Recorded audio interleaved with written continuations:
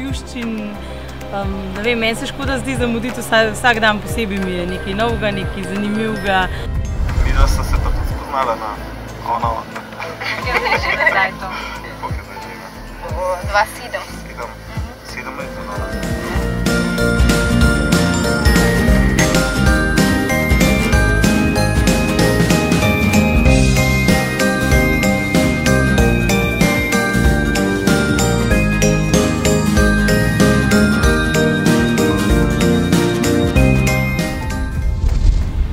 Družbi, kadarkoli, kjerkoli smo bili skupaj, bodi se lahko zabava, večerna, nočna.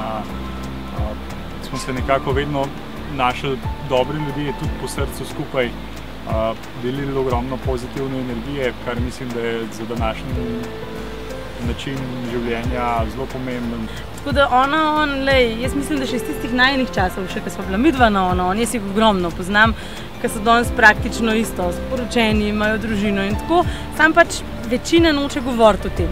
Jaz zelo zagovarjam v bistvu tudi tak način spoznavanja, kjer sežeš mogoče neke tiste standardne okvire, standardne ljudi, ki jih drugače v življenju srečuješ, in ena taka oblika spoznavanja ti da možnost spoznati čisto nove ljudi, jaz drugače ne vem, če bi se spoznali s tem. Nekonvencionalen način, ampak zdaj je to čisto, smo v taki dobi, to nas bo spremljalo skozi večno.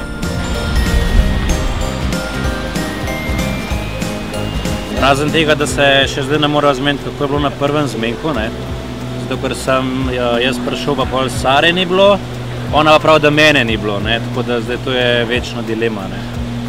Čeprav je res, da ko sem jaz prišel, nje ni bilo. Ful zrel in ne vem, da smo se tako jela. Pač pri moških je ponad problem, če so mlajši, še 4 leta z miselnostjo zadnji. Pa ni pa ful zrel in tak pozitivni način razmišljanja. Nisi se mogla opreti, kar priznaj direkt. Jaz bi rekel, da on je čisto super, kar se tega tiče, ker dejansko daš prvo selekcijo že tu skozi, ne izgubljaš časa z nekim in ne vem, smenkarijam na slepo ali pa karkoli, ali pa ven v razne lokale.